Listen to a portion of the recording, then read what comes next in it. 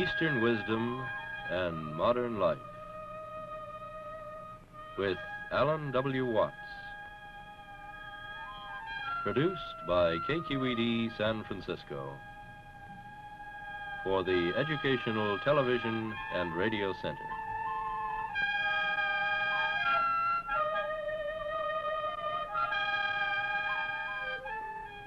Alan Watts is a scholar, lecturer, and the author of many widely read books on comparative philosophy and religion.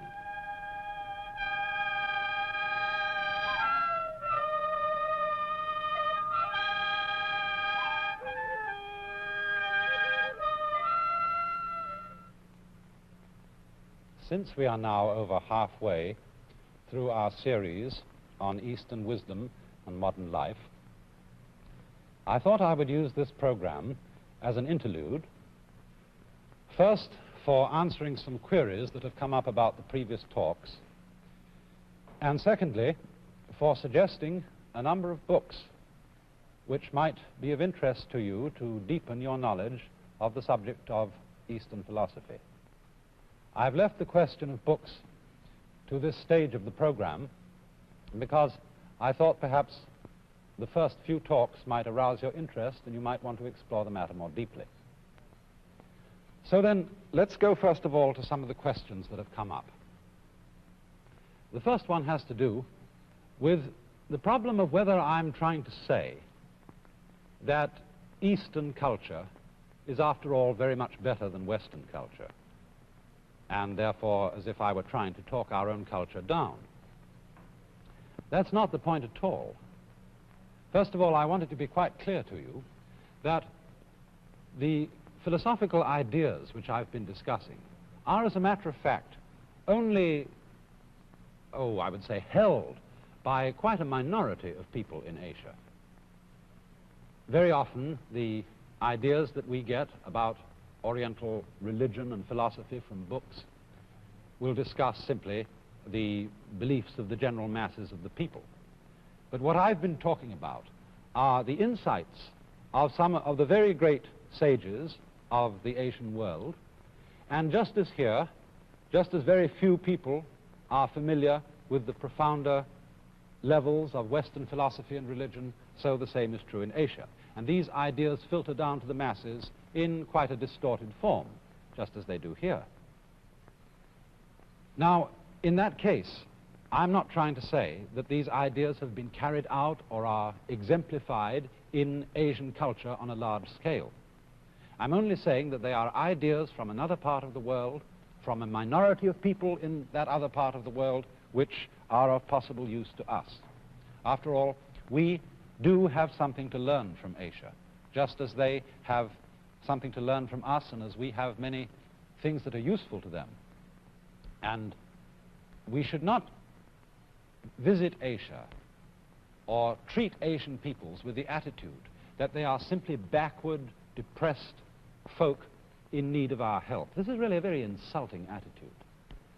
But we can really help them, and they will be in the state of mind ready to receive our help if we go to them with a certain humility and say, yes, we have something that we want to learn from you, because in all conscience, our culture, technologically superior as it is by no means free of problems.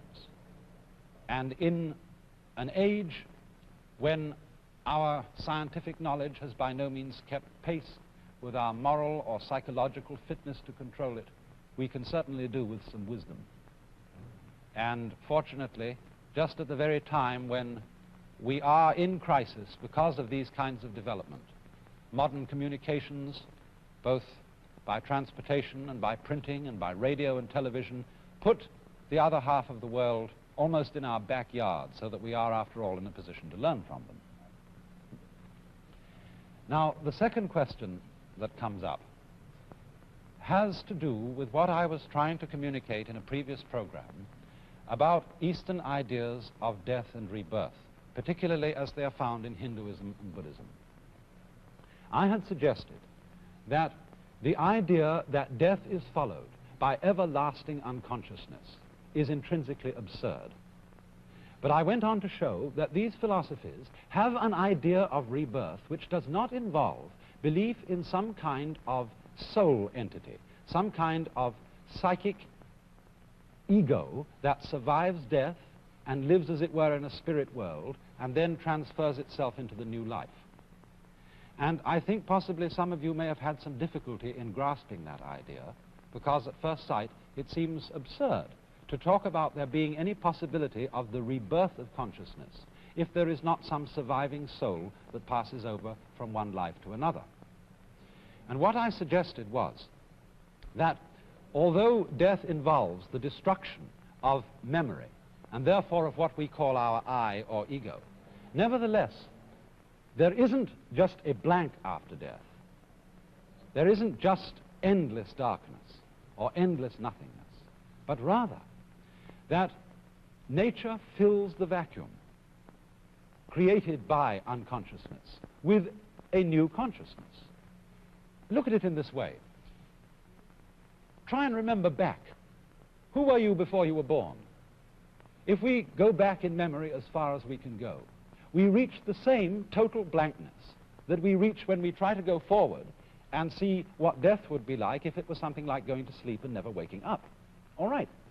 You go into the same blankness out of which you came. So is there really anything to be afraid of in it? After death is the same nothingness as before birth. But this, oddly enough, seems to be a very creative nothingness. Here you are, you're alive now. You have absolutely no memory of any former life. You've come out of the darkness. If you go back into it, well, a you can come out of it again, but it'll be a different you. What has happened once can always happen again, after all. In a way, you could say this is a matter of statistical probability. If this universe persists for endless time, there is always the probability that life may arise again, even if all life on this planet were to be obliterated. Just give it enough time, and even on a statistical basis, let alone anything else, there's the chance of consciousness occurring again on this planet or another, in this galaxy or another, it matters not. Now then, the third question. I have talked a good deal in this program about the Eastern idea, which is shared by many of the great spiritual traditions of Asia, Hinduism, Buddhism, Taoism, and so forth.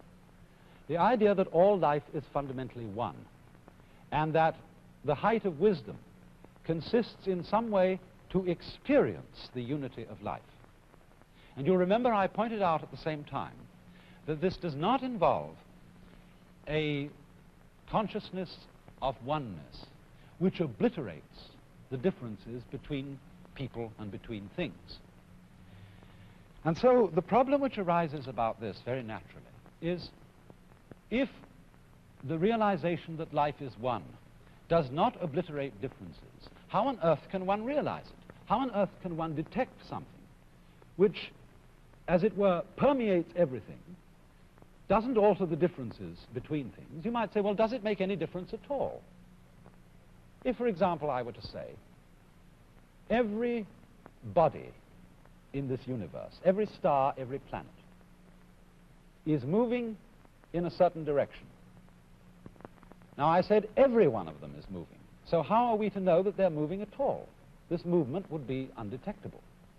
And so you might ask, would not the underlying oneness of life be undetectable in just the same way? And if it's undetectable, how can you talk about there being an experience of it? Well, there are certain kinds of experience which are different from what we would ordinarily call objective experience. There is a kind of knowledge which you could say is not knowledge that we get by standing off from things and looking at them, but what I would rather call knowledge by participation. There is a Chinese Zen Buddhist poem which puts the idea. I thought I'd write it. And this is in reference to the kind of knowledge I'm talking about. The poem says,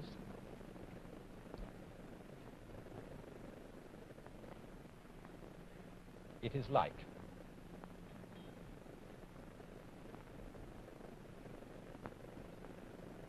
an I.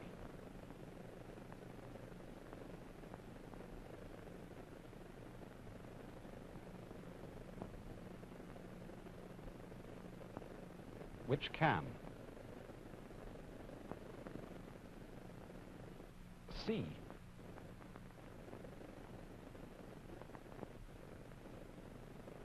but does not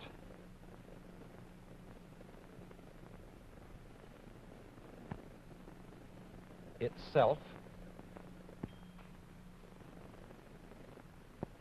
see.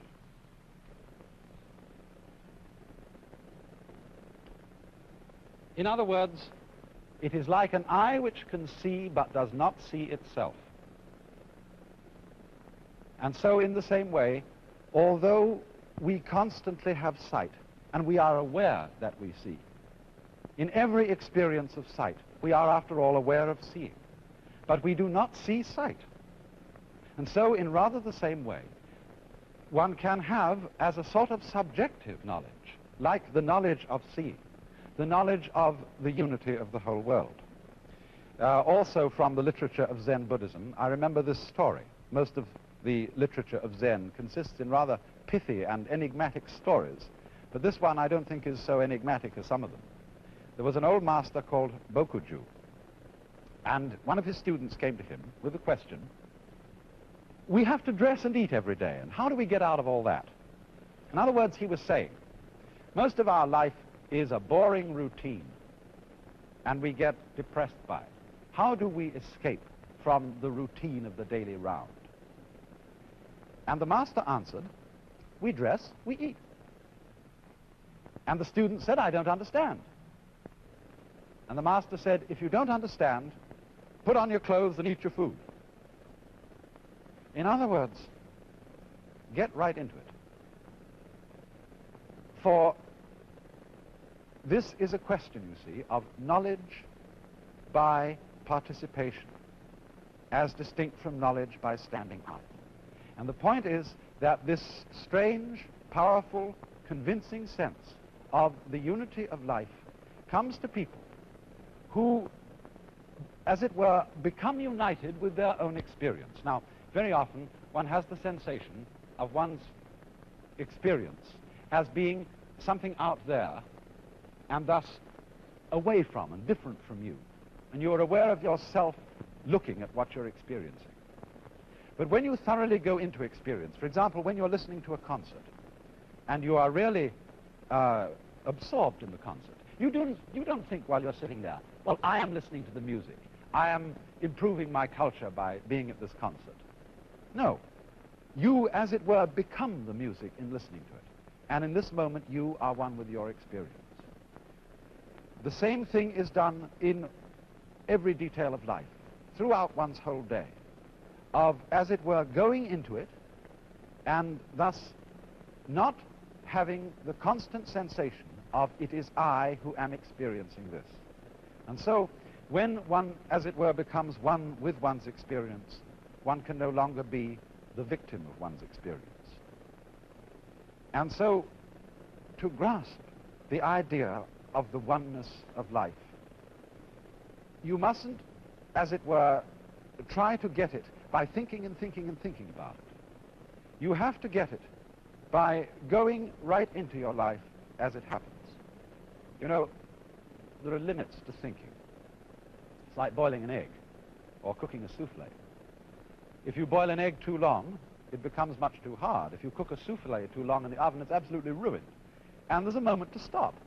And so we're thinking. We can think and think and think and worry and worry and worry over certain problems. But beyond a certain point, thinking about it anymore just makes things more and more confused. I remember another of these Zen stories where there was an old master called Gensha, and a student came to him to be instructed in Buddhism. And he seemed to do nothing but be a kind of personal attendant on the master. He, took care of the house and served his master's very simple needs. And after about 3 months, he said to the master, look, I've been here with you 3 months, and so far I've received no instruction from you at all. And the master said, what? No instruction? I have been instructing you all the time. Well, in what way? Said the student. Well, said the master, When you brought me my rice, didn't I eat it? When you brought me my tea, didn't I drink it? When you made salutations to me, didn't I return them? When did I ever neglect to instruct you? But the student said, I don't understand. And the master said, if you want to see into it directly. But when you begin to think about it, it's altogether missed. Well, now, I think I've dealt with the main questions, and now we can go on to the consideration of books. I have tried in choosing books to talk about to pick books that are very easily available and inexpensive. And therefore, most of the ones I've chosen are pocket books in paper covers. And the first one is an extraordinarily good book. Heinrich Zimmer's Philosophies of India, published by Meridian Books. That's by Heinrich Zimmer, Z-I-M-M-E-R. Heinrich Zimmer was a very, very great German Orientalist. He came to this country during the Nazi regime, and unfortunately died in the prime of his life around 1940. And therefore his writings have been edited from notes by Joseph Campbell. And this book is one of the very best introductions to Indian philosophy that you can get. It's extraordinarily fascinatingly written, and it includes all branches of Indian thought. It's a very comprehensive book, for it deals not only with the types of philosophy that I've been talking about, those that deal with the ultimate questions of life. It also deals with political and social philosophies in the first part of the book. And I recommend this very, very highly indeed for getting a comprehensive view of the whole thought of India. And then I think what I should like to recommend next would be some of the original sources of Indian philosophy. First of all, the Upanishads, a translation of the fundamental scriptures of Indian philosophy, sacred texts which were composed, probably somewhere between about 800 BC and the beginning of the Christian era. They are very, very beautiful writings, largely in poetic form, and largely consisting of dialogues and discussions between the teachers or rishis, forest sages, and their disciples. And this particular edition has been translated from the Sanskrit by Swami Prabhavananda and Frederick Manchester. And it's in Mentor Books. I think I should write down the name Prabhavananda, as it's not very clear on the book and is one of those complicated Indian names. So if you want to take a note of it.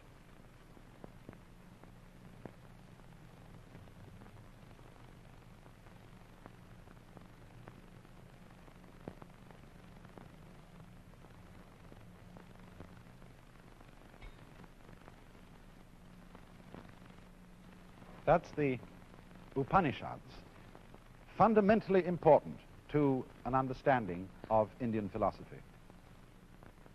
It's really the original source from which the teaching called Vedanta, which is kind of the core of Hinduism, the original source on which that is based. Now, the next book I want to show is likewise an important source of Indian philosophy. It's called the Bhagavad Gita. This means the song, Gita, Bhagavad, of the Lord. You could say that the Bhagavad Gita is the most popular book in India itself having to do with Hindu philosophy and religion. This translation of the Bhagavad Gita is likewise by Swami Prabhavananda and assisted by the novelist and playwright Christopher Isherwood, and this is also a mentor book. The Bhagavad Gita is, for the most part, a dialogue between Krishna, who is a divine sage, the incarnation of Vishnu, one of the aspects of the Godhead, and a dialogue between Krishna and Arjuna, a warrior, which takes place on a battlefield. And Krishna speaks with Arjuna about his fear of slaying and death and of the turmoil of life. And the symbol of the battlefield is the symbol of the whole turmoil and struggle of this world and what should be one's attitude to it. That's the Bhagavad Gita, the Song of the Lord or the Song of God, translated by Swami Prabhavananda and Christopher Isherwood. Now let me see. The next I would very strongly recommend is a book about Vedanta.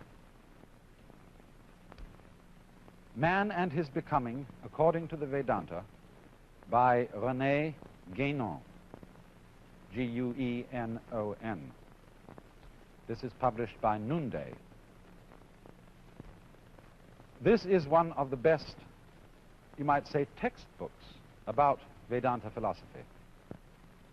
And one thing I'd warn you about in reading the writings of this particular man, he has an extraordinarily haughty style of talking. He sounds, in a way, insufferably proud and seems to talk down to you. You, I think, could overlook that, because in spite of this attitude that he has a lot of things that are very well worth saying. And if you can overlook this haughtiness of style and simply concentrate on the positive information in the book, it's a very valuable book indeed. And I'm so glad to see that this has come out in a cheap edition. Man and His Becoming, According to the Vedanta, by René Guénon, French writer. Now, I also think it's important to read books that show something of the effect of the philosophy upon the culture. And in regard to Indian philosophy and Indian culture, I would particularly recommend this. It's called The Dance of Shiva by Ananda Kumaraswamy. I think you can probably see the name clearly. Again, it's another complex Indian name. Ananda Kumaraswamy was, for many years, a research fellow at the Boston Museum of Fine Arts, a man of astounding learning. He knew ever so many languages and was a great authority on comparative art, religion, mythology, culture, all kinds of things. He was a very expert carpenter, fisherman, a very all-round man, like, you know, the great characters of the Renaissance, men like Pico della Mirandola and Leonardo da Vinci, man of this stature. And his book, The Dance of Shiva, is a discussion of various aspects of Indian culture, its politics, music, sculpture, painting, position of women, philosophy of love, all kinds of questions in relation to Indian philosophy. Is very readable, a very excellent volume. That's The Dance of Shiva by Kumaraswamy, published by Noonday. Now I think we'll move over to China.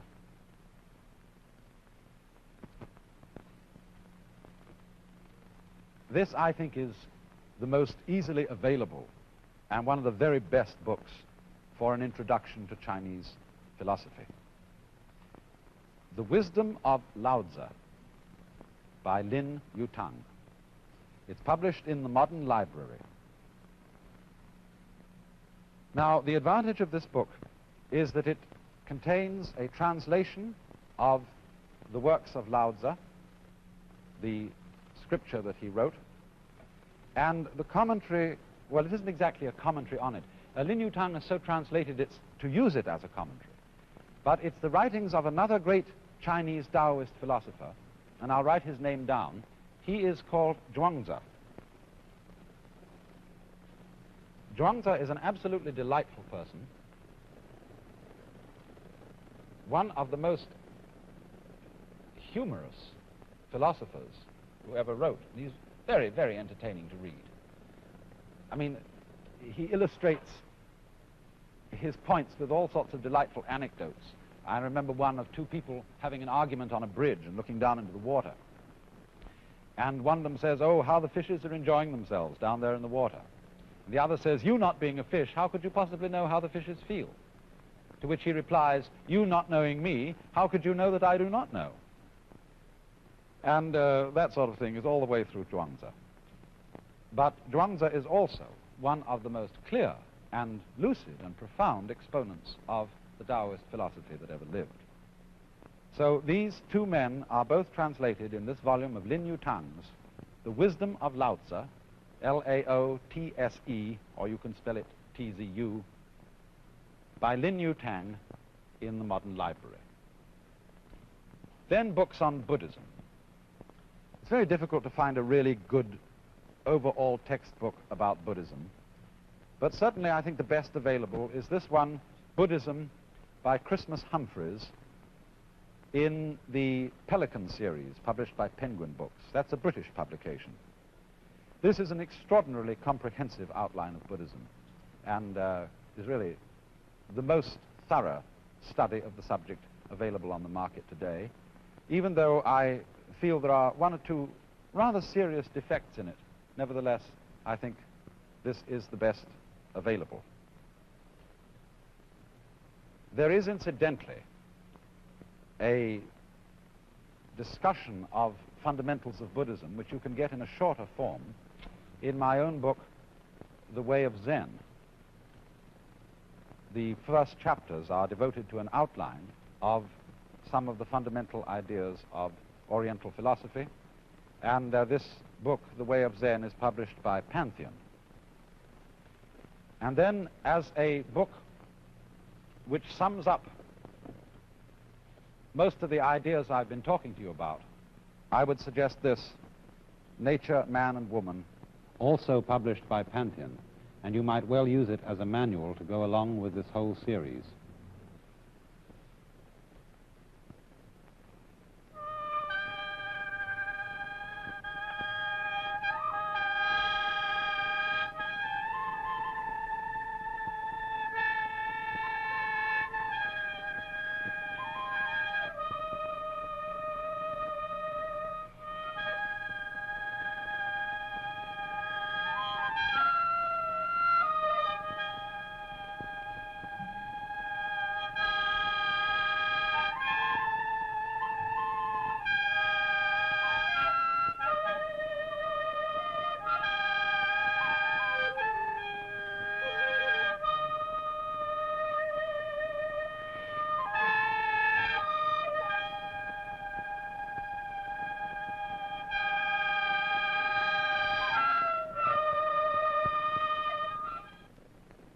This is National Educational Television.